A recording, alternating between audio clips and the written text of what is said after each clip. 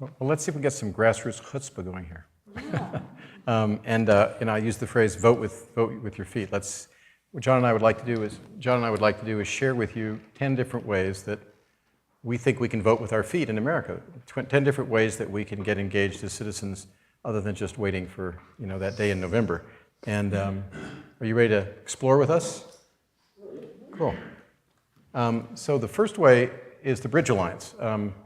We encourage you to find out more about the 30-plus organizations that are part of the Bridge Alliance, maybe 40, maybe 50 by the end of the year. These are all organizations that have something to say about how we bridge the divide. And some of them might appeal to you more than others. If you want to do something on the living room level, you've got living room conversations. If you want to do something that affects Congress, you might be interested in No Labels or the National Institute of Civil Discourse. But we encourage you to find out more about the Bridge Alliance because the idea was if all these little small NGOs can't change it, maybe a collective of organizations that work together could actually change it. So a separate little NGO focusing on one aspect of the problem isn't going to make the shift. The purpose of the Bridge Alliance was to create a deeper and stronger, coherent group of organizations so people say, oh, I have a third alternative, that third narrative.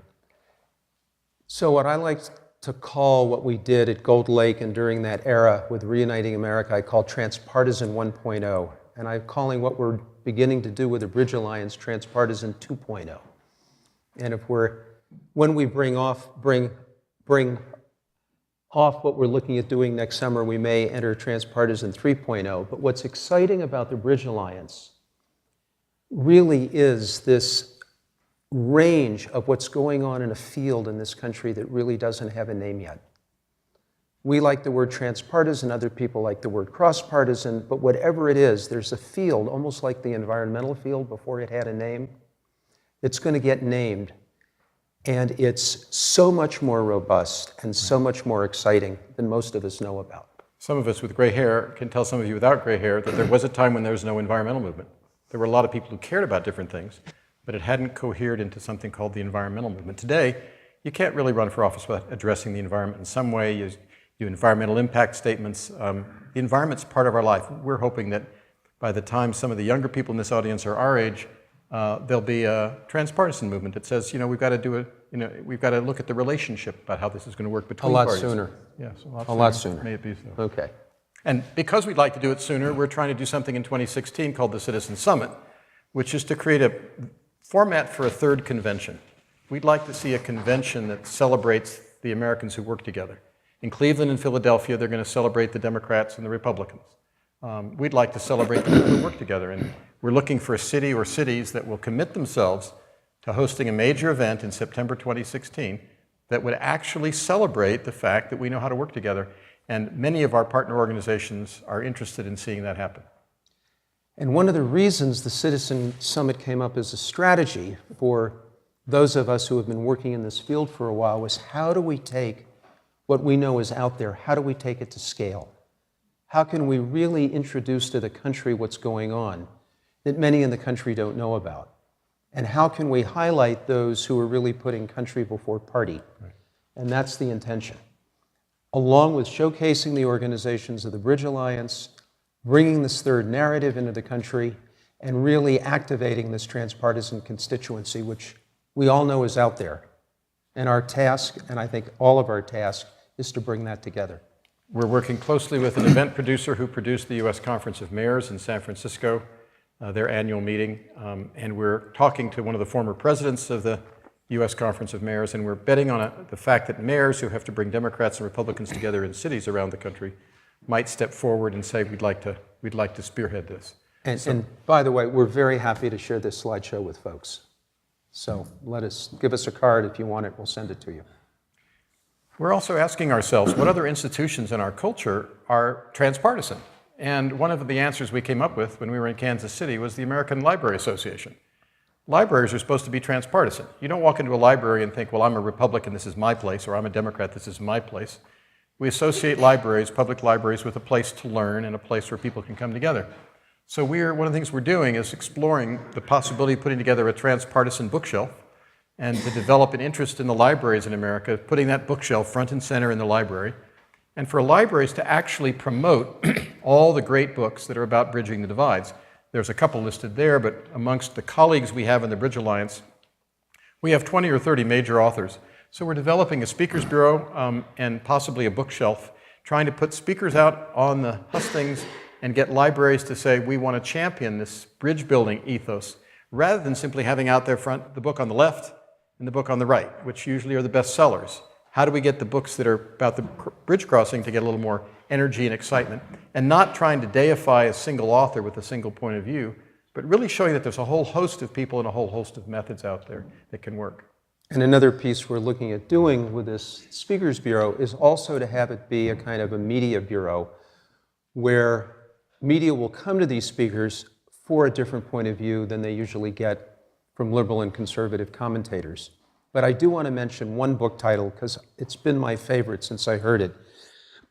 Mickey Edwards, who is a congressman from Oklahoma and now works at the Aspen Foundation, wrote a book maybe 6 or 8 years ago, and the title is The Parties versus the People: How to Turn Democrats and Republicans into Americans. And that's a lot about what we're doing.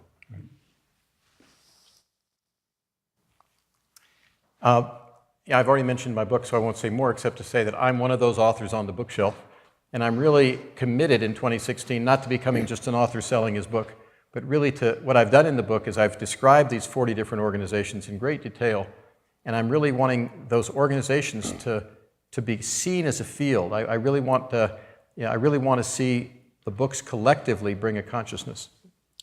I'm going to add something to the book, since I have read it a few times. A lot of what we did, or several pieces of what we did at Gold Lake, when there were some real conflicts between liberals and conservatives, Mark highlights in that book. And some of the stories are really quite remarkable about the kind of facilitation and consciousness it takes to really bring people together in a way in which the outcome really works for everybody. And he alluded to the fact that he did these quite remarkable civility retreats with Congress, and a lot of those stories are in there as well. So from that vantage, I'm promoting Mark's book. Thank you. Well, one of the meetings we had at Gold Lake that moved me the most was when Al Gore came, and we got the people who took out the attack ads against an inconvenient truth to come, and we had 30 people ranging from super climate change folks to super anti-climate change folks all gathered at Gold Lake for 3 days, trapped there actually, because it's pretty hard to do anything when you're at Gold Lake.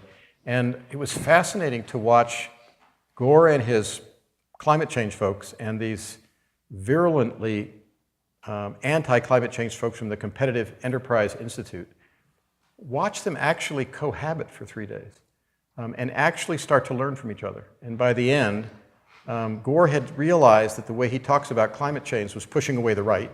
And the right was realizing that, their real beef was not that they didn't believe in climate change. Their real complaint was that they thought climate change was just going to be an excuse for bigger government and more oppression of small businesses and individual rights. And they had to work that out. They had to actually have a conversation. And to me, that's what being an American in the 21st century really requires, is that willingness to, which takes us to our next. Almost. Oh, not quite. Ahead, John. So Michelle Combs, the daughter of Roberta Combs, who started the Christian Coalition, basically fell in love with Al Gore at let's say, the good way. Let's put it that way. And she ended up being a trainer when Al was going around the country talking about inconvenient truth. And I want to tell one other story from that Reuniting America era. Mark and Bill Urey facilitated several events that happened on the East Coast. And it was around the time that it looked like the Bush administration was going to bomb Iran. And our colleagues in Washington were able to bring policy people and activists and political people from across the divides to talk about, and they agreed that bombing Iran was not a good idea.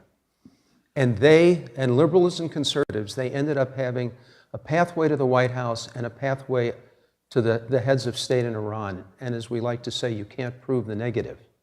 But it was one of the remarkable outcomes of this work we did during that era, of really a group of people on both sides working their best to prevent war. We may need to do that again. So the things that we do on a small scale, we have colleagues in Silicon Valley, they would like to do it on a national scale. They're really asking the question at Microsoft and Democrasoft and other companies, don't we have the tools to have a national conversation? Don't we have the tools to have a virtual town square? And we're very impressed. We had a meeting in San Francisco with 5 CEOs of high-tech companies and a bunch of other folks, and John and I were very impressed with the level of commitment there to bringing these tools into the civic square. And one of our colleagues calls his project a virtual town square. And the vision is, and this would be part of the Citizen Summit if we can get it off the ground, is that let's showcase these tools and let's let Americans of all ages, because I think the millennials they're already in a virtual town square. I mean, if you put all the stuff that millennials do, you're already kind of living in a Facebook world, in an Instagram world, in a Snapchat world. But how would you take that and marshal that so citizens could actually have a voice and work together and participate in decision making? It's an extremely exciting potential, and they're excited about really going beyond the just simply profit-making level. If you know investors who want to work in this sphere, we can tell you about specific companies like allsides.com, where allsides.com wants to get different points of view on the news on the same website and into schools, classrooms around the country, so that kids can be exposed to diverse political viewpoints, and part of their education on a daily basis can be seeing the day's news, left, right, and center, as if you were reading the Wall Street Journal, the New York Times, and something else. So you're really looking at diverse points of view and learning that as a kid. So part of your civic education is mastering this skill of diverse points of view and not getting trapped in them. How do we learn to hold complexity?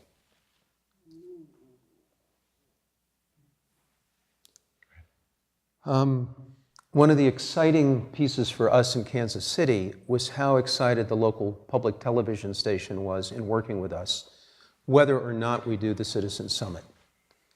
Again, there's as much hunger in the media for healing across the divides as there is in the citizenry, and they don't quite know how to do it either. We've been playing with ideas for a different kind of talk show, Getting to Yes. A friend of ours here in Boulder is working on a political television reality show about how people work together across the divides to come up with good solutions. She's hoping that that's going to be on the air maybe sometime next spring. We're going to learn more about that this week. Our friend Joan Blades would love us to spend more time in Hollywood. Mark and I were part of an effort years ago around the nuclear issue where we would bring experts to Hollywood to meet with directors and producers and writers. And out of that came a remarkable number of shows, both narrative and documentary. So please step forward if you're filmmakers or no media contacts. The public television opportunity is the idea that was generated is what if every public television station in America did one story in their community about crossing the divide in their community. Then they uploaded all the stories from all the public television stations and created a documentary and a series. Public television could actually put this narrative into the American culture if there was a genuine commitment. And if USA Today once a month wanted to do a section on what's working in the country. They do pieces of it here and there, but not a dedicated set of reporting on a regular basis. One of the most exciting things we've been a part of over the last couple of years is watching campuses decide to become citizens of the United States of America, to become part of the movement to reunite America. And that, what we've seen on campuses is the possibility that you don't just have to have a Democratic or Republican club on campus. You could actually have a club that's there about crossing the divide. And I feel passionately about this personally because I've done a lot of work over the years with generations and thinking about generations and the way generations change things. And the last thing I want to see is the next generation being just like us. I don't want them to become Democratic and Republican clones. I don't think that's going to solve the problem of the country. So in a few minutes, we'll hear from the folks on the CU campus who are doing this and hear a little bit more about the campus-based work that's going on. The CU campus has been a home for some of the major conflict resolution work in the country, and we'll hear about that more in the Q&A period as well. So many of us feel there's already a transpartisan movement out there. It's illustrated by the Bridge Alliance. And by the way, if you go online to bridgealliance.us, you can sign up, and that will allow you all to keep posted with what we're up to.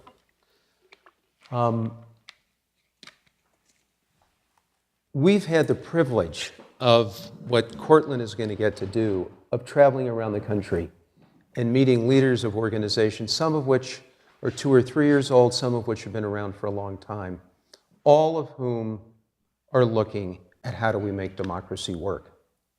So there's no question that there's a kind of gradual movement out there. But if we look at the number of us who are independent, and the facts are apparently that almost 25% of the voters of each party are lukewarm voters of that party. And the extraordinary number of people who don't vote, Sly James, the mayor of Kansas City, who we've gotten to know, won his re-election last summer by 85% of the vote. 13% of the population turned out to vote. So there's a there that we feel is waiting to be tapped and waiting to hear a tone, a language, a resonance that is going to draw people together. And part of the task we've given ourselves, one of the reasons for doing the Citizen Summit, is to look at how can we create that community, leading to a constituency, really leading to a movement, because so many Americans really feel that we've lost our political home. Even if we're still transpartisan Democrats or transpartisan Republicans. So folks who are interested in how this nascent energy, this inchoate energy in the body politic gets galvanized and mobilized and have some ideas about that or some interest in working with us, we're wide open, we're in the inquiry, and we'd love to have you be part of that. Finally, we want to say a word about what's kind of been underlying many of these things, which is clearly there's a different vision of leadership in all these ideas. There's an implicit notion that America's at a crossroads about what kind of leader we want and what leadership means. If you just look at today's paper, I happen to look at the New York Times, but whatever you read, the country is truly in a crisis about what it means to be a leader, with a truly vibrantly contested notion of what does it mean to be a constructive leader of a democracy.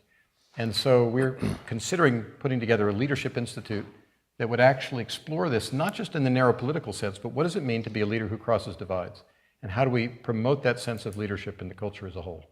That's something that I care passionately about and believe in strongly, and there's talent in Boulder to do that. There's a lot of, this town is vibrant in terms of leadership and leadership work. This is one of the major commitments I think we have in 2016.